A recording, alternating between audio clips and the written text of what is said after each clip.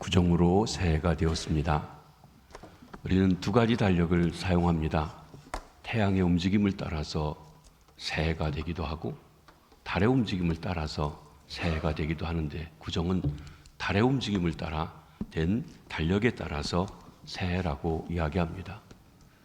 지역에 따라서 달의 영향이 더 많은 지역이 있습니다. 바닷가 같은 데는 태양력보다는 달의 음력이 훨씬 더 그 기후라든지 주변 환경을 아는데 도움이 되기도 합니다.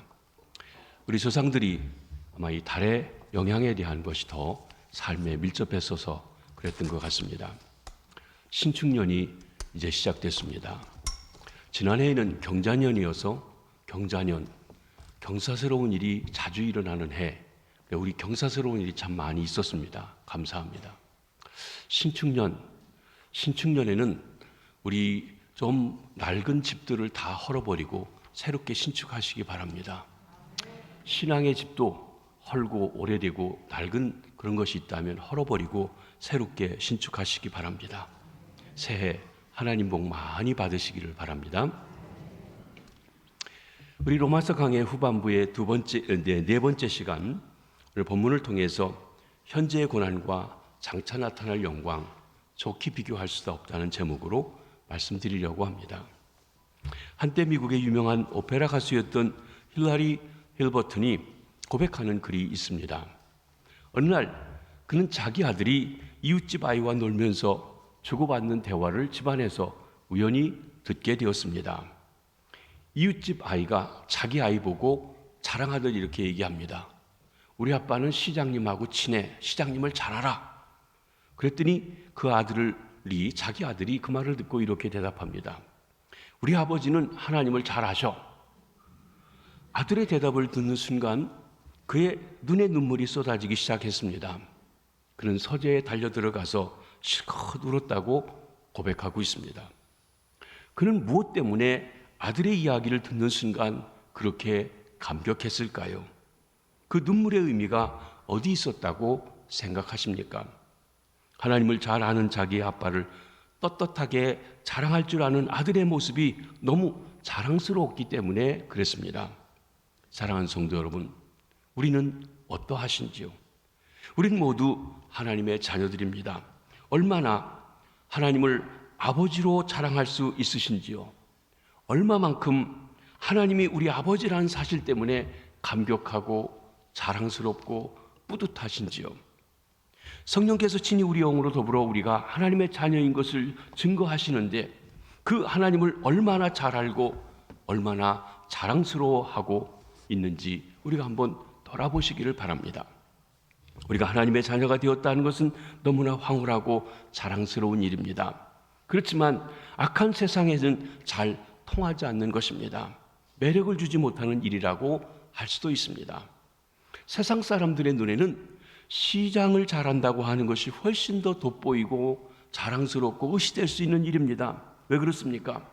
죄송한 이야기지만 세상 사람들은 하나님과 대척되어져 있는 마귀의 자녀들이어서 그렇습니다. 마귀의 자녀들이 하나님을 아버지라고 부르는 사람들을 좋아할 리가 없습니다. 그런데 우리는 그런 하나님을 알지 못할 뿐만 아니라 마귀와 친한 마귀의 자녀들과 함께 세상 속에 어울려 살아가는 그런 삶을 살아가도록 되어져 있습니다. 이런 의미에서 우리는 자연히 그만한 값을 치르지 않으면 안 되는 처지에 놓여져 있는 것입니다. 우리가 그 값을 치를 때 비로소 하나님 자녀다움이 나타나는 것입니다. 그 값을 치르지 못하면 마귀의 자녀들과 다를 바가 하나도 없습니다. 오히려 그들에게 조롱거리가 되기도 하는 것입니다. 본문 말씀은 하나님의 자녀된 우리가 세상에서 꼭 치러야 할 대가가 어떤 것인지에 대해서 말씀해 주고 있습니다. 그리고 그 대가를 치를 때 누릴 수 있는 축복에 대해서도 말씀해 주십니다. 첫째로 하나님의 자녀들이 세상에 꼭 치러야 할 대가는 무엇입니까? 이 대가의 첫 번째는 우리에게는 하나님의 자녀만이 아는 고난이 있다고 하는 것입니다. 본문 17절, 18절 말씀입니다. 자녀이면 또한 상속자 곧 하나님의 상속자여 그리스도와 함께한 상속자니 우리가 그와 함께 영광을 받기 위하여 고난도 함께 받아야 할 것이니라. 생각하건대 현재의 고난은 장차 우리에게 나타날 영광과 비교할 수 없도다. 우리 지난주에 본 것처럼 우리가 마귀의 종로를 하는 데서 예수 그리스도를 통하여 하나님의 집으로 양자되어 갔을 때 하나님의 집에서 얻을 유업이 있습니다. 상속받을 게 있습니다. 영광이 있습니다. 동시에 그 집에서 우리가 해야 될 의무가 있다는 것입니다. 그것이 고난이라고 표현했습니다. 이 두 구절에서 나오는 고난이라는 단어를 주목해 보시기 바랍니다. 이는 하나님의 자녀만이 아는 고난입니다. 세상 사람들은 모릅니다. 이 고난의 특징은 그리스도와 함께 받는 고난이고 나아가서는 현재의 고난이라고 했습니다. 먼저 그리스도와 함께 받는 고난에 대해서 생각해 봅니다. 예수님은 세상에 계실 동안 끊임없이 고난을 받으셨습니다. 그는 고난받는 것은 하나님의 아들 이유라고 하는 이유 때문에 그랬습니다. 사람들이 볼 때 그는 초라했습니다. 배경도 신통치 않았습니다. 가문도 별것 아니었습니다. 그럼에도 불구하고 예수님은 자신이 하나님의 아들이라고 했습니다. 당연히 사람들이 비웃고 조롱하고 멸시하고 천대했습니다. 예수님께서 십자가에서 처절하게 죽음을 당하신 이유가 있습니다. 그것은 하나입니다. 자기를 하나님의 아들이라고 한다고 대제사장들과 서기관들이 공회가 그를 죽어 마땅하다고 판결을 내리고 빌라도의 손을 빌어서 십자가에 달려 죽게 했습니다. 당시 골고다 언덕에 모여있던 유대 백성들은 그를 향해 고개를 흔들며 이렇게 빈정거렸습니다. 제 말이 나는 하나님의 아들이라 하였도다. 무슨 뜻입니까? 이것은 자기가 하나님의 아들이라고 했으니 죽어 마땅하지, 죽어 싸지 하는 그런 비웃음의 말이었던 것입니다. 이와 같이 예수님의 고난은 바로 하나님의 아들이었다는 것 때문에 당한 고난이었습니다. 그렇다면 예수님과 함께 하나님의 자녀가 된 우리가 이 세상에서 고난받지 않고 넘어갈 수 있을까요? 그럴 수 없는 것입니다. 예수님께서 받은 고난 우리도 똑같이 받을 수밖에 없습니다. 그런 의미에서 우리의 고난은 바로 예수 그리스도와 함께 당하는 고난입니다. 오늘 본문 다시 한번 주의해 보시기 바랍니다. 예수 그리스도와 함께 고난도 받아야 될 것이니라. 우리의 고난은 너무나 당연하고 그리고 꼭 있은 것이라고 단호하게 말씀해 주고 있습니다. 주님이 고난받는데 종이 안 받겠습니까? 큰형님이 고난받는데 동생이 피할 수 있겠느냐는 말입니다. 우리가 명심해야 될 것은 예수님을 핍박하고 십자가에 못 박았던 세상은 그동안 하나도 변하지 않았습니다. 아니 더 하나님에 대해서 대항하고 교묘하고 간교한 방법으로 하나님을 대적하는 일을 합니다. 세상은 아직도 세상 신이 다스리고 있습니다. 사람들은 여전히 약합니다. 그들은 하나님을 싫어합니다. 하나님을 싫어하기 때문에 자기를 하나님의 아들이라고 하나님의 자녀라고 말하는 자들도 싫어합니다. 겉으로는 별로 내색하지 않고 표하지 않고 있지만 속으로는 정말 싫어합니다. 만일 예수 믿는 사람들을 다 죽이려는 시대가 온다고 하면 그들은 금방 우리를 향하여 욕하고 달려들고 아마 총칼을 들여서 죽이려고 할지도 모릅니다. 그런 시절도 우리가 지나왔었습니다. 6.25 때 같이 말입니다. 요즘 코로나 시대도 그런 시대 중에 하나라고 생각합니다. 제가 냉정하게 볼 때 교회가 지금 사회로부터 지탄받는 것은 상당히 과하다고 생각합니다. 실제 그만큼 우리 교회가 잘못하고 있다든지 한 것이 아닙니다. 교회를 보면 지긋지긋하다, 교회 소리가 나면. 그런 소리를 들을 만큼 잘못하지 않았습니다. 여러분, 2월 1일 날 우리 중앙질병대책본부에서 공식적으로 발표한 게 있습니다. 한번 여러분 신문지상을 통해서 아마 인터넷을 통해서 검색해 보시기 바랍니다. 뭐라고 했냐면 교회 대면 예배를 통해서 코로나가 전파된 건 거의 없다. 그리고 공식적으로 얘기했어요. 없습니다.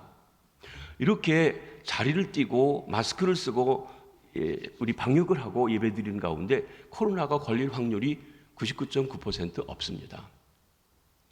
여러분, 제가 서울에 이게 오가서 보면 그 지하철을 타게 되는데 지하철 속은요 훨씬 복잡합니다. 근데 여러분 지하철에서 코로나 생겼다는 얘기 들어보셨습니까? 지난 여름에 해운대 수십만 명이 몰렸습니다. 해운대에서 코로나 들렸다는 소리 들려보셨습니까? 유독 광화문에 그리스도인들이 모였을 때는 코로나가 있었어요. 근데 바로 그 옆에서 있었던 민노총 집회에서는 코로나가 안 일어났습니다. 뭔가가 이렇게 이 기독교인들에 대해서 이렇게 조여오는 이야기들이 충분히 있다는 것을 우리가 생각하지 않을 수가 없다는 것입니다. 교회가 모이고 나서 교인들이 함께 식사하러 간 자리에서 생겼다. 근데 그것도 교회에서 생겼다고 그렇게 이야기하는 일들이 많이 있었던 것입니다. 그래서 우리는 소모임이라든지 식사 모임이라든지는 조심해야 될 문제가 있습니다. 그렇지만 또 이렇게 우리가 모이는 데에 있어서 너무 두려워할 필요는 없습니다. 방역은 철저히 해야 되지만 말입니다. 이런 것도 한편에서는 교인, 하나님의 자녀에 대한 싫어하는 마음들이 표현되고 있는 현재적인 그런 일들입니다. 정부도 그렇고 언론도 그렇고 세상 사람들이. 그래서 교회 얘기만 나오면 지긋지긋하다. 그만큼 우리가 잘못하고 있지는 않다고 생각한다는 것입니다. 그렇습니다. 이런 것들이 이상한 일이 아니라는 것입니다. 예수님이 받은 고난을 우리가 피할 수 없기 때문에 일어나는 현상이기도 합니다. 사랑하는 성도 여러분, 성경을 한번 샅샅이 살펴보시기 바랍니다. 특별히 마태복음에서부터 시작하여 요한계시록에 이르기까지 예수 믿는 우리를 향하여 고난을 피하라 하는 권면의 말씀이 나오지 않습니다. 놀랍게도 고난을 받으라고 하는 말씀만 점점이 이어지고 있는 것을 보게 됩니다. 우리가 하나님 나라에 들어가기 위해서는 환난을 받아야 한다. 고난이 있다. 예수 믿기 때문에 하나님의 자녀이기 때문에 받는 고난이 있다고 말씀하고 있습니다. 대사도 베드로가 베드로전서 2장 20절과 4장 13절에 대표적으로 표현해 말씀해주고 있습니다. 죄가 있어 매를 맺고 참으면 무슨 칭찬이 있으리요. 그러나 선을 행함으로 고난을 받고 참으면 이는 하나님 앞에 아름다우니라. 오히려 너희가 그리스도의 고난에 참여하는 것으로 즐거워하라. 이는 그의 영광을 나타내실 때 너희로 즐거워하고 기뻐하게 하려 함이라. 어떻게 보면 참으로 기가 막힌 말씀입니다. 고난을 피하라고 하기는커녕 고난 받는 것을 즐거워하고 기쁨으로 그 고난을 당하라고 이야기하십니다. 이만큼 성도의 고난은 하나님 보시기에 아름다운 것이다 그랬습니다. 다음으로 우리가 당하는 고난은 현재의 고난이라고 했습니다. 18절에 보면 생각하건대 현재의 고난은 현재의 고난. 어떻게 보면 이 현재라는 말은 잠깐 스쳐가는 시기, 그러니까 지금 우리가 예배드리고 있는 이 시간, 이렇게 짧은 시간을 우리가 생각할 것 같지만 사실 이 말이 표현한 것은 좀 더 그렇지 않습니다. 현재라는 말은 주님이 부활하신 때부터 시작하여 재림하시기까지 그 가운데 끼인 소위 말세라고 부르는 시대를 전부 포괄적으로 말해주는 의미입니다. 수천 년이 되기도 합니다. 개인적으로 말하면 우리가 세상에 태어나서 죽을 때까지를 말합니다. 다시 말하면 이 세상에 살아있는 동안에 라고 하는 표현이 현재의 고난이라고 하는 말 속에 담겨져 있는 것입니다. 그러므로 우리는 하나님을 아버지로 모시고 신앙생활을 잘하려면 일평생 동안 예수 믿는 것 때문에 오는 고난이 있다고 하는 것을 각오하고 살지 않으면 아니 된다는 것입니다. 솔직히 말해서 우리 중에 많은 분들이 아직 그 고난이라고 할 만큼 어려운 일을 별로 모르고 살아오신 분들도 계실 것입니다. 우리 역사 속에서 가까운 역사에서 보면 6.25 시대 때共産党들이 와서 예수 믿는 사람들을 무참히 죽였습니다. 예수 믿는다는 것 때문에도 죽였습니다. 그런 것이 우리가 지금도 알고 기억하고 있습니다. 지금 우리 시대에는 그런 일들은 그렇게 일어나고 있지는 않다는 것입니다. 그러나 우리 주변에는 하나님의 자녀가 되었다는 한 가지 이유로 남모르게 고난을 당하는 형제 자매들이 많이 있습니다. 가정에서 예수 믿는다는 것 때문에 남편에게 시집 식구들에게 학대를 당하고 정신적인 고문을 당하는 아내들이 있습니다. 직장에서 술자리에 함께하지 않는다는 이유로 따돌림을 당하고 나중에는 진급에서 밀려서 말단 자리에 머물러 있는 이들도 있습니다. 사업을 하는데 남들이 다 하는데 정말 돈을 많이 벌 수 있고 한 미천 잡을 수 있는 사업이라고 하는데 믿는 사람이 그럴 수가 없다고, 정직하게 해야 된다고, 하나님 앞에서 영광이 되지 않는 일 할 수 없다고 해서 빠듯하게 그렇게 살아가는 사람도 있습니다. 이런 것들도 또 한편에서는 예수님을 믿기 때문에 오는 고난의 한 부분이라고 할 것입니다. 사랑하는 성도 여러분, 여러분이 예수님 때문에 가정에서 핍박을 당하십니까? 사회에서 멸시를 받으십니까? 예수님 때문에 가난하게 되었습니까? 세상적으로 더 성공할 수 있는데 그러지 못하고 있습니까? 한시도 잊지 마시기를 바랍니다. 자신이 그리스도와 함께 고난받고 있다는 것을, 그리고 하나님의 아들이기 때문에 이 고난을 기쁘게 받으라고 말씀하셨다는 것을, 이것은 하나님을 아빠, 아버지라고 부르는 자녀들에게 주신 특권이기도 하며 의무라고 하는 사실을 말입니다. 두 번째로 우리에게는 하나님의 자녀만이 아는 탄식이 있습니다. 23절 말씀입니다.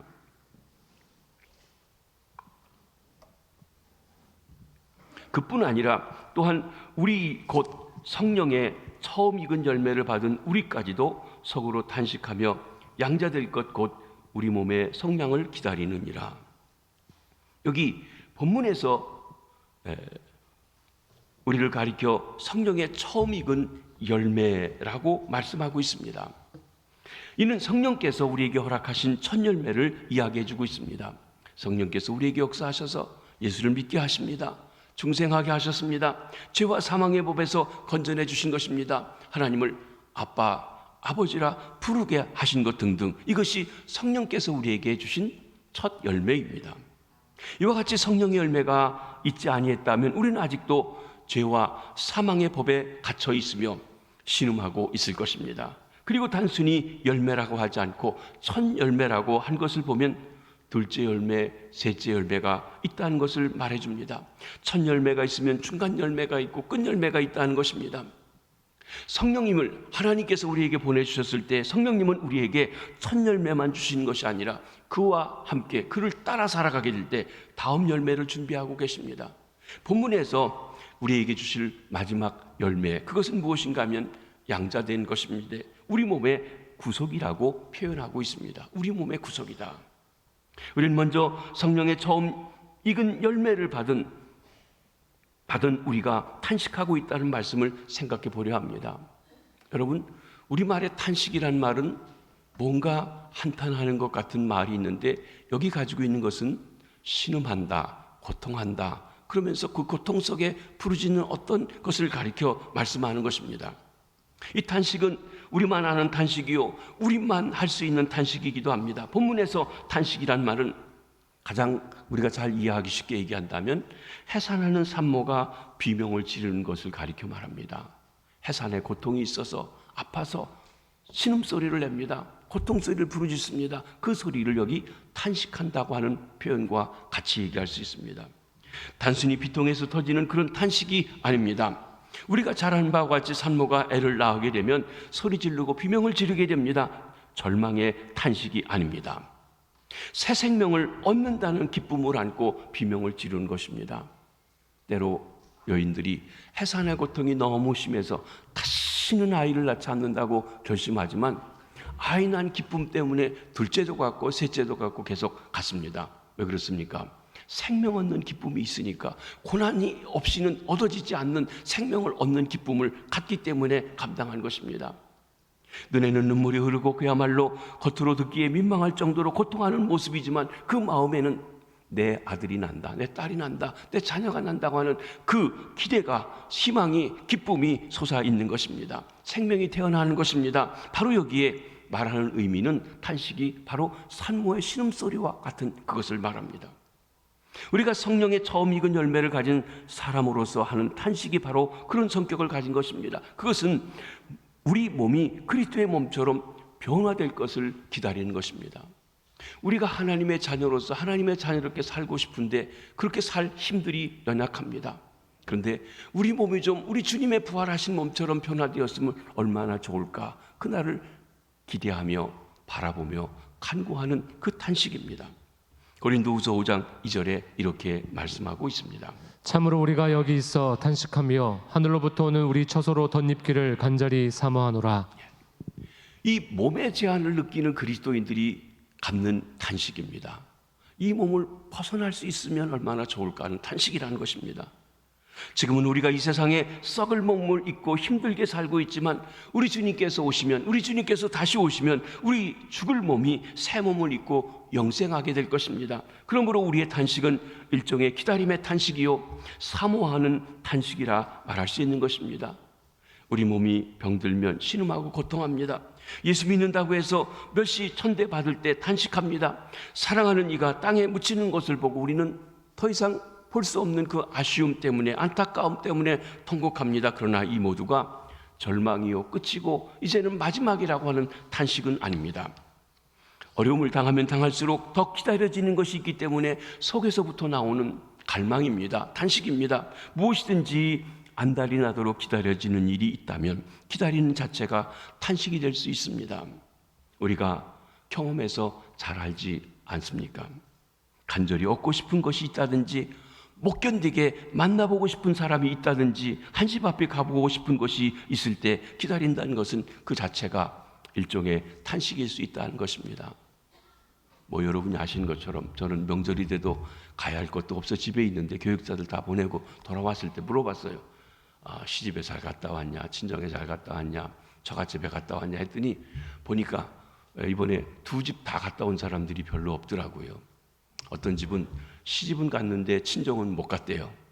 그래서 섭섭해가지고 그러신 분도 있고, 또 어떤 집은 시집에서 오지 말라고 해서 가까이 있는 친정집에만 갔다 왔다고도 하고, 또 남자들 대개 보면은 처갓집은 갔다 왔는데 자기 집에는 잘 안 가기도 하고, 또 부모님들이 저는 오지 말라고 했다는 거예요. 그런데 사실 부모님들이 이 코로나 때문에 오지 말라고 하면서도 혹시나 오지 않나 하고 고개 빼고 문과를 바라보고 있는 게 부모의 심정입니다. 그렇죠? 네, 그렇습니다. 만나고 싶은 사람들을 속으로 은근히 기다리면서 언제 오나 안 오나 목 빼고 기다리는 마음, 나는 언제 이것을 벗어나는가 하는 그 마음입니다. 이게 여기 탄식이라고 표현하고 있는 것입니다. 그런데 오늘 본문에 보면 하나님의 자녀만이 하는 탄식을 피조물들이 같이 하고 있다고 했습니다. 본문 22절입니다. 피조물이 다 이제까지 함께 탄식하며 함께 고통을 겪고 있는 것을 우리가 아느니라. 여러분, 여기 피조물이 누구를 가리키는 것일까요? 원래 피조물을 크리에이처라고 하는 말은 하늘의 천군 천사를 포함해서 모든 삼라만상에 다 포함되는 그 말이 피조물이라는 말의 의미입니다. 그런데 여기에서 하늘에 있는 영물들은 포함되지 않는 것을 보게 됩니다. 20절에 보면 이 피조물은 지금 허무한데 굴복하고 있다고 했습니다. 또 21절에는 썩어짐의 종노릇하고 있다고 했습니다. 그런데 우리가 아는 바와 같이 천군 천사나 사탄의 무리나 영계의 영물들이기 때문에 허무나 부패 법칙에 묶여있지 아니한 것입니다. 그들은 늙는다든지 죽는다는 일이 없습니다. 그렇기 때문에 여기 본문의 피조물은 그들을 말하고 있지는 아니합니다. 그러면 세상 사람들을 가리키는 것일까요? 그것도 아닙니다. 왜냐하면 여기 본문이 말하는 피조물은 하나님의 아들들이 나타나는 것을 기다리고 있다고 19절에 말하고 있기 때문에 그렇습니다. 세상 사람들은 이런 희망을 가지고 있지 아니합니다. 그러니까 세상 사람들을 포함한 이 사람들을 말하는 것이 아닙니다. 결국 본문이 말하는 피조물은 비이성적인 자연 만물을 말합니다. 즉 해와 달과 공중의 새와 땅에 피는 아름다운 화초나 나무, 그리고 바다에 있는 물고기 등 모든 자연 만물들을 가리켜 말한다고 하는 것입니다. 피조물 곧 자연 만물이 왜 탄식합니까?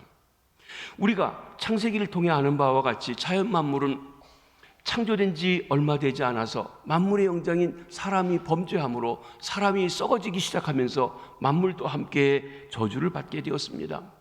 만물의 영장인 인간이 죄를 범하자 하나님께서 만물까지 인간과 똑같은 저주 아래 던져버리시게 된 것입니다. 그 결과 피조물은 허무한데 굴복하게 되었습니다. 쉽게 말하면 존재의 의미를 잃어버린 것입니다. 그러니 허무할 수밖에 없게 된 것입니다. 그리고 21절에 썩어짐의 종로로 하고 있다고 했습니다.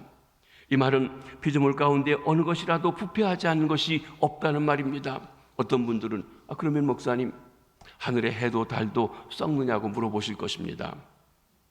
여러분, 과학자들의 이야기를 들어보면, 우주과학자들의 이야기를 들어보면 수많은 별들이 생성되었다 없어지고 생겼다 없어지고 합니다. 우리에게 있는 태양도, 우리에게 있는 달도 여러분, 그것도 죽고 그리고 없어질 과정을 겪고 있다는 것입니다. 그러므로 이 천하만상에 모두 부패의 씨앗을 지니고 있는 것입니다. 이런 이유로 지금 피조물들이 탄식하고 있습니다. 피조물이 탄식하는 이유가 또 하나 있습니다. 이것이 그들의 탄식하는 진짜 이유가 됩니다. 그것이 19절의 말씀입니다. 피조물이 고대하는 바는 하나님의 아들들이 나타나는 것이니. 여기 하나님의 자녀들이 그리스도와 함께, 예수 그리스도와 함께 영광스러운 옷을 입고 원래 하나님이 지은 만물의 영장으로서의 위치를 회복하게 되는 날, 이 세상에 나타나는 날을 피조물들이 눈 빠지게 기다리고 있다는 거예요. 목이 내놓고 기다리고 있다는 것이에요. 그게 탄식한다고 하는 것입니다. 여기 고대한다는 말에 가지고 있는 뜻이 무엇입니까? 고개를 쓱 내물고 오나 안 오나 하고 앞을 열심히 내다보는 태도를 가르치고 있습니다. 1월 성신이 삼남한상이 고개를 쓱 빼고 우리가 영광 중에 나타날 날을 고대하고 있다는 것입니다. 하나님의 구원이 완성될 그날을 바라보고 있습니다. 정말 믿겨지지 않는 이야기입니다. 그러나 사실입니다. 그러면 우리가 영광스러운 하나님의 자녀로 나타나게 되면 피조물들에게는 어떤 일이 일어나게 되는 것입니까? 21절 말씀을 보십니다. 그 바라는 것은 피조물도 썩어짐의 종노릇한 데서 해방되어 하나님의 자녀들의 영광의 자유에 이르는 것이니라. 모든 피조물들이, 우주 만물들이 썩어짐의 종노릇한, 부패해 가고 있고 자기 위치를 잃어버리고 있는 그 자리에서부터 해방되어서 만물의 영장인 인간, 하나님의 자녀의 영광의 자유에 함께 이르게 된다고 하는 것입니다. 다시 말해서 다시는 썩고 죽는 운명을 겪지 않게 되는 것입니다. 그리고 하나님의 자녀들인 우리와 함께 저 아름다운 나라에서 영원한 영광을 누리게 되는 것입니다. 모든 피조물이 그날의 영광을 사모하며 탄식하며 갈망하고 있습니다. 얼마나 놀라운 말씀인지요. 우리가 탄식하고 피조물들이 탄식하며 영광의 그날을 기다리고 있다는 사실을 한시도 잊지 마시기를 바랍니다. 이것 때문에 우리의 탄식은 감사로 이어질 수 있고 찬송이 될 수 있는 것입니다. 셋째로 우리에게는 하나님의 자녀만이 아는 영광이 있습니다. 이 영광은 바로 우리가 피조물과 함께 탄식하며 기다리는 소망을 말합니다. 17절을 보면 그와 함께 영광을 받기 위하여라고 영광이란 말이 나옵니다. 18절에도 우리에게 나타날 영광과 좋게 비교할 수 없다고 하며 영광이라고 한 말씀이 나옵니다. 21절에도 하나님의 자녀들의 영광의 자유에 이르는 것이라고 한 말씀 속에도 영광이란 말이 나옵니다. 이 영광 전부 다 23절에 언급하고 있는 몸의 속량, 하나님의 자녀들의 몸의 속량을 가리켜 말합니다. 그러면 이 몸의 속량이라고 하는 것이 무엇입니까? 왜 사람도, 우리 예수 믿는 사람도 몸의 속량을 기다리고 나아가서는 모든 피조물들도 바로 이 그리스도인들이, 하나님의 아들들이 속량받는 그날을 기다리는가 하는 것입니다. 우리 지난주 보았던 11절 말씀으로 돌아가 보겠습니다. 예수를 죽은 자 가운데서 살리신 이의 영이 너희 안에 거하시면 그리스도 예수를 죽은 자 가운데서 살리신 이가 너희 안에 거하시는 그의 영으로 말미암아 너희 죽을 몸도 살리시리라. 이것은 우리가 제한된, 썩는, 부패하는 몸을 가진 우리가 신령한 몸으로 부활할 것을 말씀하신 약속의 말씀입니다. 우리 주님이 재림하시는 날 하나님께서는 우리의 몸을 새 것으로 바꾸어서 다시 살게 하십니다.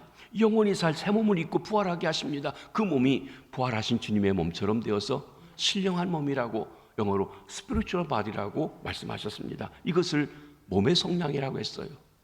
우리가 영혼으로 구원받고 하나님의 자녀가 되었어도 아프고 병들고 죽고 시공간의 제약을 받는, 거기서 건진받지 못했습니다. 그런데 그 제한성에서 완전히 구원받는 것, 부활하신 주님의 몸처럼 되는 것, 몸의 구속이에요. 이것을 몸의 속량이라고 표현한 것입니다. 이걸 신학적으로는 구원의 완성의 단계인 영화, glorification이라고 합니다. 구원의 1단계는 중생하는 것입니다. 2단계는 성령을 따라 삶으로 우리 삶이 거룩한 삶, 변화된 삶을 살아가는 성화되는 것입니다. 성결한 삶입니다. 그 다음에 예수님 부활하실 때 우리가 맞이하게 되는 영화의 단계에 이르게 되는데 구원이 완성되어지는 것 말합니다. 그때가 되면 우리는 죄와 그 비참한 결과에서 완전히 자유하게 됩니다. 그때가 되면 아픈 것이나 곡하는 것이나 썩는 것이나 죽는 것이 다시 우리를 괴롭히지 아니합니다. 그때가 되면 우리도 예수님처럼 흠과 티가 없는 신령한 존재가 됩니다. 그때가 되면 우리는 예수 그리스도와 함께 왕노릇할 것입니다. 계시록 22장 5절 말씀처럼 그들이 세세토록 왕노릇하리로다. 모든 천사가 우리의 앞에 무릎을 꿇고 수종들 것입니다. 할렐루야. 여러분, 우린 천사들을 부러워합니다. 성경에 보면 종종 하나님의 선지자들이, 하나님의 종들이 천사가 나타나 무슨 얘기할 때 그 찬란한 모습에 위압되어서 엎드려 절합니다. 그럼 천사들이 그럽니다. 나도 너희들과 함께 피조물이다. 나는 너를 도우러 온 사람이다. 내게 절하지 말고 하나님께만 절하라고 하면서 일으켜 세웁니다. 그런데 그 천사들이 우리를 돕는 시종이라고 했습니다. 그렇습니다. 우리의 위치가 얼마나 크고 위대하고 아름다운지를 말씀해 줍니다. 그날이 우리를 기다립니다. 우리의 영광입니다. 사랑하는 성도 여러분, 새 몸을 입었으면 우리가 새롭게 살아야 할 세상도 새로워져야 할 것입니다. 아무리 새 몸을 입고 부활했다 할지라도 더럽고 악한 세상에 그대로 살아있다고 하면 그것은 영광이 아니라 더 큰 고통이 되어질 것입니다. 그러므로 하나님께서는 사람을 새롭게 하셨으니 사람이 살아야 할 세상도 새롭게 해주신다고 하신 것입니다. 그래서 새하늘과 새 땅을 지으시겠다고 하셨습니다. 계시록 21장 5절 말씀입니다. 보좌에 앉으신 이가 이르시되 보라 내가 만물을 새롭게 하노라 하시고 또 이르시되 이 말은 신실하고 참되니 기록하라 하시고 보라 내가 만물을 새롭게 하노라. 처음 만들었던 그 만물을 하나님이 어떻게 하시는지 하여튼 새로운 질서로 바꾸어 주신다고 그랬어요. 하나님께서 그 자녀들을 위하여 새하늘과 새 땅을 만드십니다. 이 새하늘과 새 땅이 모든 피조물들이 고대하는 거예요. 근데 이 모든 피조물도 썩어짐에서부터 자유케 되어서 새하늘과 새 땅 거기에 참여하게 되는, 그렇게 되어지는데 그게 언제 되냐면 하나님의 아들들의 몸의 구속이 이루어질, 성량이 이루어질 그때라고 하는 것입니다. 거기에는 우리가 더 이상 썩어짐의 종로를 하지 않습니다. 그 새하늘과 새 땅에는 구속받은 우리가 영원토록 주님과 함께합니다. 그 얼굴을 친히 봅니다. 영광 가운데 거하게 됩니다. 그 영광이 언제 나타납니까? 우리 주님이 다시 오신 날, 재림하시는 날입니다. 주님이 재림하시는 날에 이 영광이 현실로 드러날 것입니다. 이것을 바라보고 우리가 속으로 사모하고 갈망하며 그날을 기다리는, 탄식하고 피조물들도 탄식하는 것입니다. 정말 예수 믿는 우리만이 알고 우리만이 가지고 있는 소망이요 영광인 것입니다. 이제 우리에게 남은 문제가 무엇입니까? 하나님의 자녀라는 이유 때문에 우리만이 아는 고난이 있다고 말씀드렸습니다. 우리만 아는 탄식도 있다고 했습니다. 뿐만 아니라 우리만 아는 영광도 있다고 했습니다. 그러면 우리는 이제 어떻게 해야 될까요? 그건 두 번째로 하나님의 자녀들이 어떻게 이 악한 현실에 대처할 수 있겠습니까? 첫째로는 고난과 영광을 열심히 비교하면서 살아야 된다고 하는 것입니다. 우리 18절 말씀을 우리 온 성도님들이 다 같이 한번 읽어보십니다. 시작. 생각하건대 현재의 고난은 장차 우리에게 나타날 영광과 비교할 수 없도다. 전에 번역 성경에는 좋게 비교할 수 없다고 그렇게 말하기도 했습니다. 제가 이 로마서 8장 18절 말씀은 잊어지지 않는 말씀이기도 합니다. 제가 미국에 가서 공부를 하면서 석사 과정을 할 때 그냥 잘했습니다. 쉽게 하기도 했습니다. 좋은 성적도 받고요. 근데 박사 과정에 들어가니까 좀 달라졌어요. 왜냐하면 남의 말을 가지고 박사학위 논문을 쓰고 공부한다는 게 보통 어려운 일이 아니었습니다. 너무 힘들고 어려웠습니다. 그때 이제 제 책상에 도서관에 공부하는 것에 써붙여 놓은 말이 이것입니다. 생각하건대 현재의 고난은 장차 우리에게 나타날 영광과 좋게 비교할 수 없도다. 공부가 끝났을 때와 끝나지 못했을 때와의 그거에 대한 생각이기도 했습니다. 사실 얼마나 힘들었는지 제가 진짜로 울면서 못하겠다고 2번이나 포기한 적이 있었습니다. 그러면서 그때 제가 와이프 장학금을 받고 공부를 했으니까 장학금을 대준 와이프한테 얘기를 했습니다. 여보, 내가 이거 도저히 힘들어서 못하겠다고 그만둬야겠다고 그랬더니 그만두래요. 차라리 안 된다고 그랬으면 그만뒀을 것 같은데 그만두래요. 내가 그저 당신이 목사인 것만도 족하고 내가 꼭 박사하고 하려고 한 건 아니니까 그만둬도 된대요. 그런데 조건이 하나 있어요. 뭐냐면 앞으로 무슨 일이 있어도 그때 계속 할 걸 이 얘기 하지 말래요. 그럴 자신이 있으면 그만두래요. 괜찮대요. 그런데 그런 거예요. 그게 그만두라는 말보다 훨씬 더 무섭더라고요. 그래가지고 다시 용기를 냈는데 그때 용기를 내서 한 말씀이 생각하건대 현재의 고난은 지금 공부하면서 힘든 고난은 장차 우리에게 나타날 영광과 좋게 비교할 수 없도다. 이건 하늘의 영광은 아니지만 그것과 비교할 수가 없는 것 같아요. 그래서 참고 견뎌서 마침내 마쳤습니다. 뭐 맞춰보니까 별건 아니에요. 그런데 한 가지 중요한 건 마친 것과 안 마친 것의 차이는 뭐 내 마음 안에 하다가 그만뒀다는 것과 하나의 어려운 과정을 매듭졌다라고 하는 성취감이라든지 그건 차이가 분명히 있는 것만은 사실입니다. 여러분, 사도 바울은 비교의 명수였습니다. 정확하게 비교할 줄 알았습니다. 그는 세상에서 고난을 당할 때마다 장차 나타날 영광과 비교하면서 사는 법을 익히 알고 있었습니다. 이것을 우리 성도님들이 배울 수 있어야 합니다. 비교했더니 결과가 어떻게 나왔습니다. 좋게 비교할 수 없다는 사실을 알았습니다. 쉽게 말하면 비교가 안 된다는 거예요. 그럼 비교거리도 아니라고 하는 것입니다. 우리가 아는 바와 같이 사도 바울은 복음을 증거하면서 예수님 때문에, 복음 때문에 얼마나 많은 고난을 당했는지 모릅니다.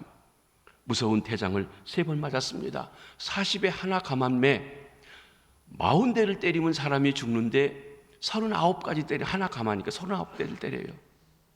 가슴팍을 13대를 때리고 엉덩이 뒷장을 26대를 때려서 39대를 때리는 것을 5번이나 맞았다는 거죠. 그러니까 죽기 직전까지 매 맞는 일을 5번이나 당해보았습니다. 한 번 돌에 맞아 죽었습니다. 한 번은 돌에 맞아가지고 죽은 줄 알고 내보낸 죽지 않고 살아서 또 복음 전도하러 다녔습니다. 3번 파손했어요. 바다에서 배 타고 그 항해를 하다가 풍랑을 만나면 얼마나 다 쏟아내고 힘든지 모르는데 그 일을 3번 당했고 일주일 동안 바다에서 길을 헤매면서 지냈던 경험도 있고, 그리고 감옥에 수년을 보냈습니다. 헐벗고 배고프고 몸에 병까지 안고 씨름하던 샘들도 있었습니다.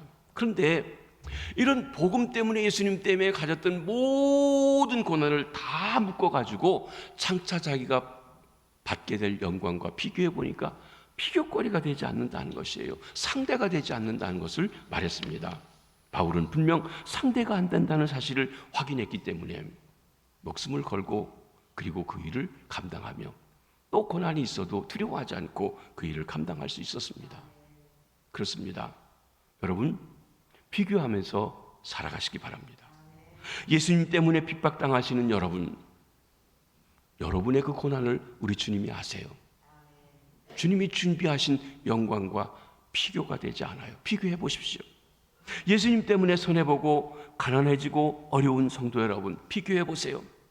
여러분의 가난과 영광을 비교해 보세요. 날마다 시시때때로 비교해 보세요. 그럴 때마다 성령께서 말씀하실 것입니다. 상대가 안 돼. 네가 아무리 힘들어도 내 고난은 앞에 있는 영광에 비해 가벼워라고 말씀하실 것입니다. 그럴 때마다 우리는 큰 위로와 힘을 얻고 일어설 수 있습니다. 그리고 그때마다 여러분 외쳐보십시오. 상대가 안 돼. 비교거리가 안 돼. 그렇지. 주님이 나를 위해 예비하신 그 영광을 바라보고 또 일어나야지. 힘을 내서 나가시게 되길 바랍니다.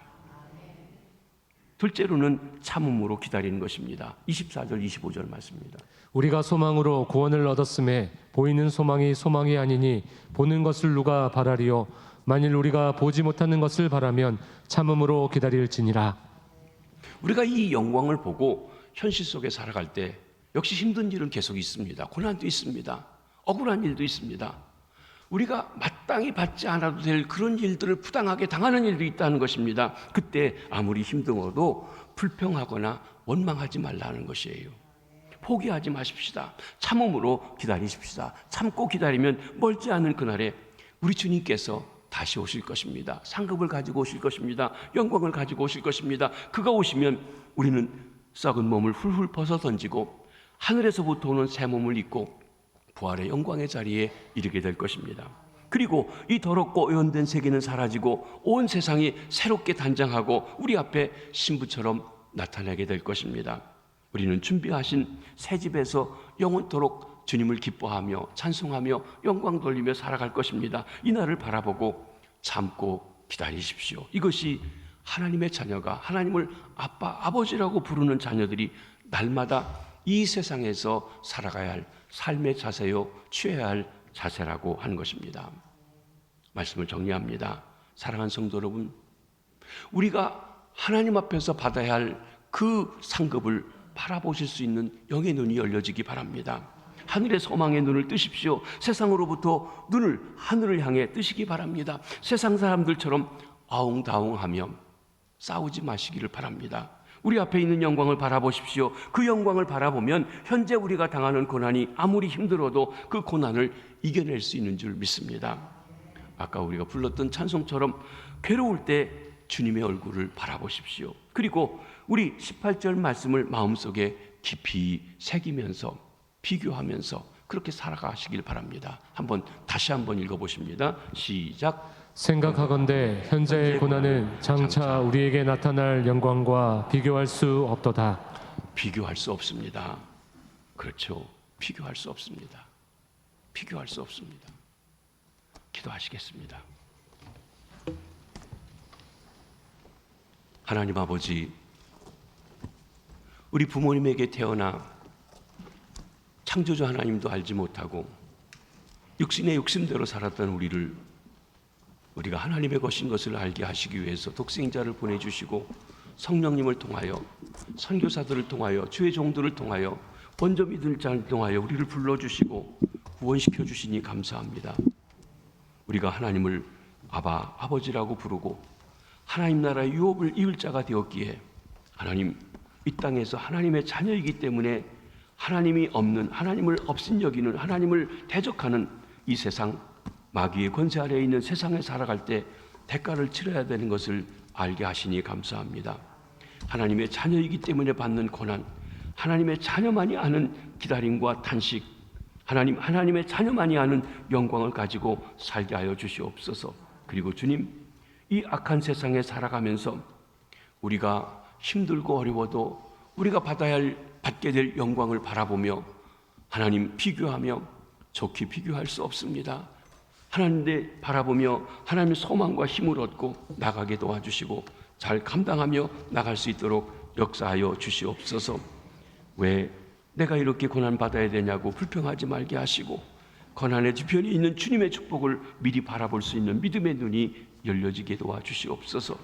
내 현실의 어려움, 예수님 때문에 당하는 일 때문에 원망하지 말게 하시고 내가 잃은 것보다 주님께 받은 은혜, 앞으로 받을 축복이 더 많음을 감사하며 나가게 도와주시고 하나님, 힘들고 어려울 때 주님을 바라볼 때 주님 외면치 마시고 우리를 붙잡아 주옵소서. 주의 품에 안아 주시옵소서. 능력의 손으로 붙잡아 주시옵소서. 그리고 힘을 내 이 땅에서 하나님의 자녀로서 당당하게 살게 하시고 하나님의 자녀답게 하시고 하늘나라를 일구며 살게 하여 주시옵소서. 그래서 어떤 역경도 고난도 이기고 영광 돌리는 주의 백성들 다 되게 해 주시옵소서. 우리 주변이 하나님 갈수록 점점 더 하나님 무시하고 조롱하고 하나님 심지어 나라의 정권도 하나님 우리가 생각했을 때 그렇지 않다고 생각하고 뽑아줬는데 이렇게 하나님을 대적하는 세력으로 나타나서 하나님 여러 가지 일들이 진행되어 가고 있습니다. 이 속에서 다시 한번 우리가 하나님 앞에 믿음을 가지고 나가는 믿음의 식구들 되게 하시고 신축년 새해 우리 잘못되어진 신앙의 일들, 오래되었던 신앙의 전통들 하나님 다 하나님 헐어버리고 새롭게 신축하여 하나님 복음의 본질 아래서 온전히 주님을 섬기는 아름답고 귀한 주의 백성들, 성령을 따라가는 신앙의 사람들, 하나님을 기쁘시게 하는 주의 백성들, 십자가를 지는 일도 기쁘게 감당할 수 있는 주의 백성들 다 될 수 있도록 축복하여 주시옵소서. 예수님 이름으로 기도합니다. 아멘.